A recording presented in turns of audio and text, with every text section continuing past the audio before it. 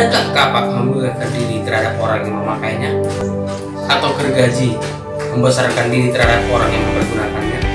Seolah-olah gada menggerakkan orang yang mengangkatnya, dan seolah-olah tongkat mengangkat orangnya yang bukan. Ini kembali saya akan berbagi pesan courage message dengan saudara.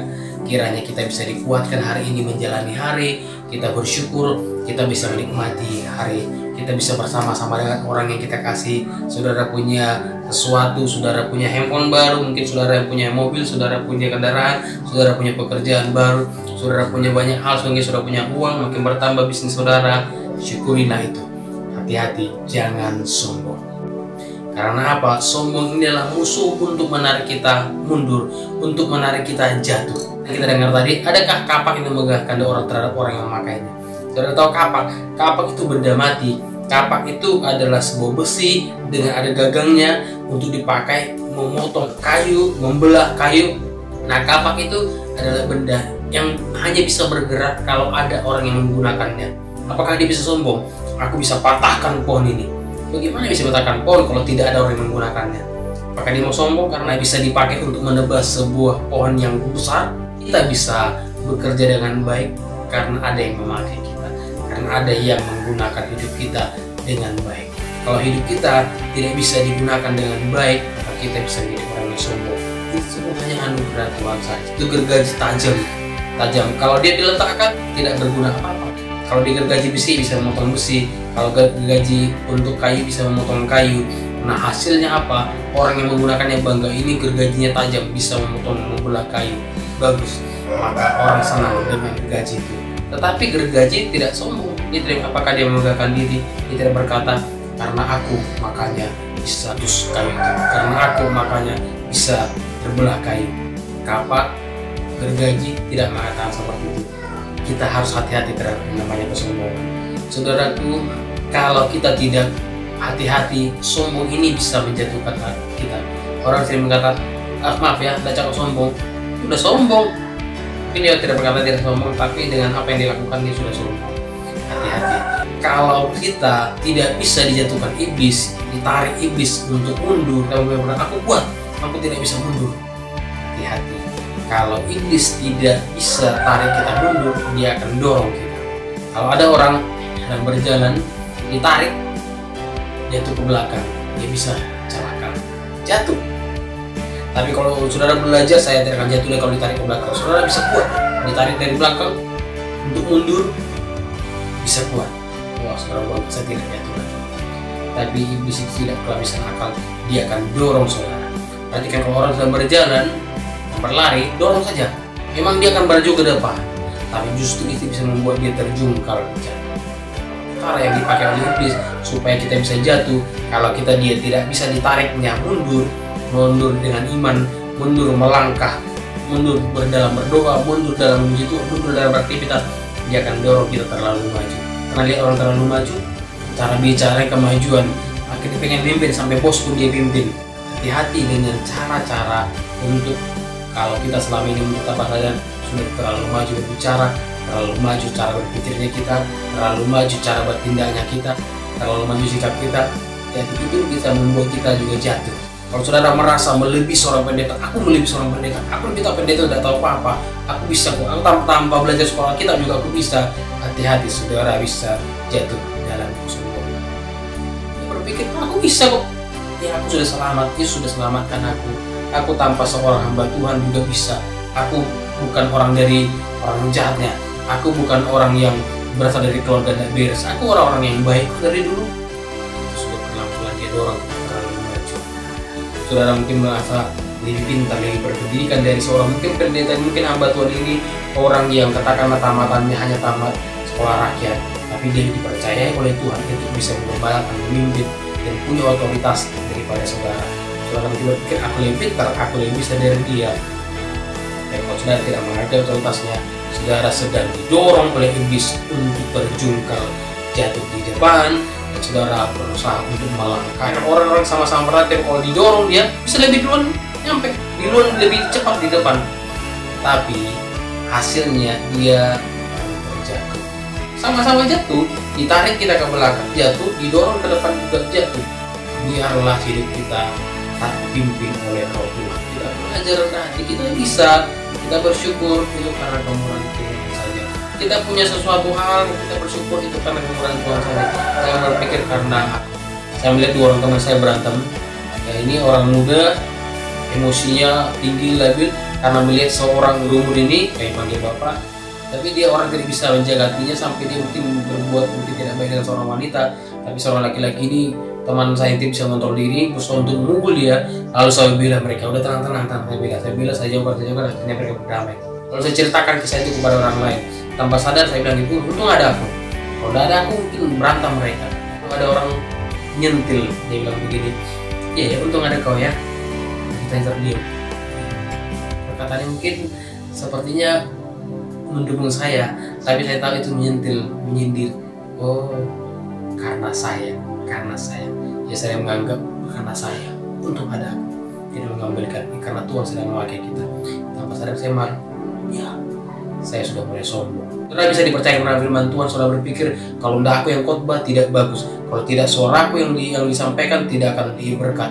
Kalau tidak aku yang berdoa tidak didengar Tuhan. Hati-hati, ini kesombongan dibalik daripada apa yang sedang Tuhan pakai dalam diri kita. Saudara berpikir saya berada di karismatik, wah masih lebih bagus lagi. Di mana? Dari gereja Lutheran, kurang bagus khotbahnya, santai, terlalu dingin. Saudara sedang menghakimi, saudara sudah membuat sebuah dewa yang tidak berupa patung. Saudara sudah mendewakan sebuah aliran, saudara sudah mendewakan sebuah denominasi gereja. Saudara tahu di situ saudara sudah masuk dalam kesombongan, menyombongkan manusia, menyombongkan seseorang. Hari ini sadarlah, ingatlah kembali. Ini semuanya anugerah Tuhan saja. Jangan berpikir harus saudara yang bisa dipakai Tuhan. Orang yang tidak kenal Tuhan bisa dipakai oleh Tuhan. Asyur itu bangsa yang terus menjajah orang Israel, menjadi lawan bagi orang Israel. Tapi Tuhan bisa pakai dia menjadi cambuk untuk menghukum orang Israel. Tuhan pakai.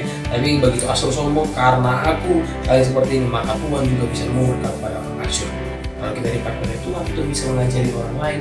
Dipakai oleh Tuhan bisa memberikan pencerahan bagi orang lain. Dan kita sombong bangga dengan semua itu, ini membuat kita sudah masuk dalam perangkap jerat-jerat maut. Jerat yang dibuat supaya kita kalah, supaya kita terluka, supaya kita mundur. Asyur merasa hebat. Dia bilang berhasil, karena kekuatanku aku bisa menundukkan bangsa-bangsa. Semuanya ada di bawahku, di bawah kuasaku. Dia lupa itu karena Tuhan marah kepada bangsa Israel, sehingga Tuhan izinkan Israel tunjukkan sama Asyur.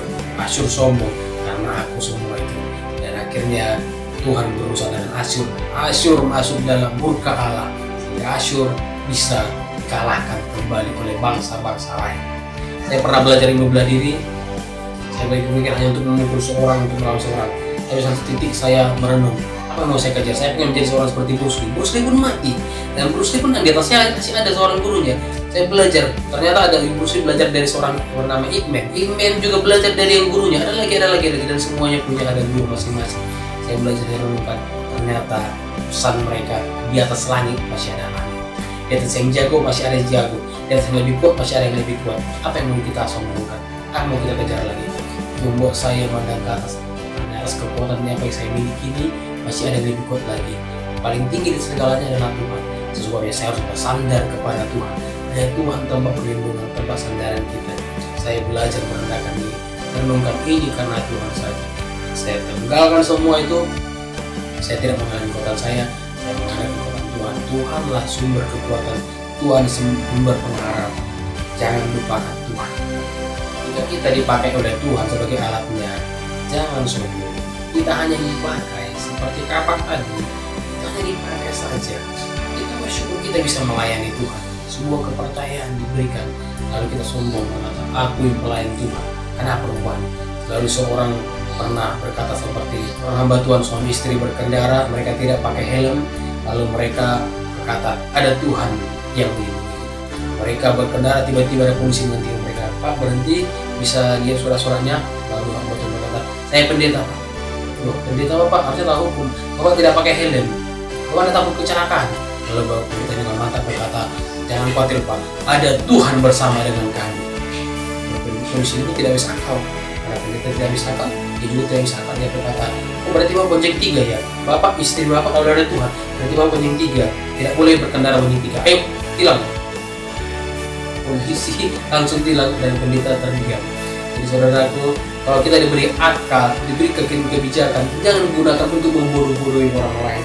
Jangan menjadi kesombongan. Saudara bisa melayani itu bukan sebagai kesombongan. Tadi saudara berpikir mungkin saudara melayani di kantor polisi, melayani di kantor kementerian, di kantor-kantor yang lain. Jadi saudara santai saja. Saudara pakai jas, saudara pakai lengkap tanpa helm. Polisi mengerti pendeta lewat. Tapi saudara tidak tahu dalam hati polisi mungkin berkata begini, ini hamba Tuhan, tahu firman Tuhan, saya segani dia, tapi dia tidak segani Tuhan yang dilayaninya. Tuhan punya beri aturan kepada manusia, manusia diberi hikmat peraturan bahwa polisi harus memberikan aturan bagi masyarakat supaya selamat itu harus pakai helm. Ternyata dengan kata lain, Tuhan juga tidak mau menghargai. Hari ini saudara itu kita belajar saling menghargai. Kita jangan sombong kalau kita bisa punya posisi. Kita jangan sombong kalau kita dipercayakan sesuatu hal. Kalau kita berhasil bisa dipakai Tuhan untuk memberkati orang lain. Doa-doa kita didengar oleh Tuhan. Pada waktu kita berdoa, orang lain dijamah oleh Tuhan, setan-setan keluar, itu karena Tuhan. Jangan berpikir aku ini karena ini aku. Kalau aku berdoa harus iblis keluar, setan iblis pergi. Lalu ternyata saudara berdoa tidak ada manifestasi seperti itu, saudara kecewa. Kenapa yang salah? Di mana salahnya? Itu bukan karena kekuatan kita. Allah sedang bekerja, itu Allah yang memakai kita. Jadi kalau Allah menyuruh kita berdoa untuk orang sakit, lalu orang sakit kita doakan karena tidak sembuh, urusan kita hanya disuruh berdoa untuk mereka yang untuk menyembuhkan adalah Tuhan. Itu dokter ada yang bisa menyembuhkan mereka, dipakai oleh Tuhan, dan mereka dokter juga bersandar kepada Tuhan. Kita hanya alat saja, Tuhan yang menyembuhkan. Terus saja bijak, kenapa kita takut? Sombong adalah musuh yang tidak kelihatan seperti musuh dalam selimut. Kesombongan membutakan mata rohani kita. Kalau orang lain mungkin membaca kepada firman Tuhan, dia tidak mendapat pengertian seperti itu. Lalu saudara membaca kepada firman Tuhan, saudara mendapat pengertian disingkapkan. Saudara berpikir harus bersyukur. Terima kasih Tuhan karena kemurahan-Mu saja. Mungkin saudara buka hati. Kalau jangan sombong, itulah tidak tahu apa-apa itu. Pengetahuannya rendah sekali. Saudara jangan bersyukur, jangan berpikir seperti itu. Saudara bersyukur, bisa tahu, bisa memahami kebenaran ayat firman Tuhan, bisa mengerti kebenaran, bisa membaca dengan memahami. Itu karena anugerah saja. Bukan tidak bisa Tuhan buka pengertian bagi orang-orang yang di kampung-kampung sana, orang yang tidak tamat sekolah, tapi bisa memahami firman Tuhan dengan jelas seperti Petrus. Jika Tuhan bisa percayakan kita, itu anggap terima kasih Tuhan. Itu anggap Tuhan ini karena Engkau saja. Kalau kami membantu Tuhan, semua kembali kepada. Biarlah hidup kita tetap dibawa untuk merendahkan diri kepada Tuhan. Kita melihat Tuhan, aku adalah orang yang Tuhan pakai aku seluruh dengan kehendak-Mu. Tuhan, ini aku, lakukanlah seperti apa yang Kau mau dalam diriku. Biar aku memuliakan Engkau. Harus seperti itu kita. Biar hari ini saudara yang dalam firman Tuhan ini kita belajar sama-sama merendahkan diri di kaki Tuhan, dengan Tuhan yang bekerja, dengan Tuhan yang melakukan seperti maunya, sehingga kita hidup memuliakan namanya. Kita terhindar dari jerat-jerat kesombongan yang membuat kita sering jatuh, membuat kita sering lalai, membuat kita menjadi orang yang lupa akan keadaan diri kita.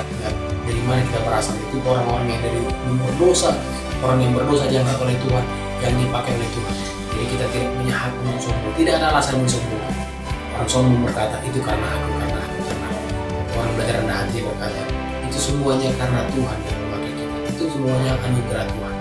Biar hari ini bersyukur, berterima kasih Tuhan. Aku bersyukur aku adalah hari ini karena kemurahan Tuhan. Aku bisa mengerti, aku bisa memahami karena Tuhan saja. Terima kasihlah kepada Tuhan atas keluarga yang Kau miliki, atas hidup yang Kau miliki, atas kesempatan kesehatan yang kita punya hari ini. Dan hari ini biarlah semuanya kita kembalikan kepada Tuhan. Tuhan memberkati. Shalom.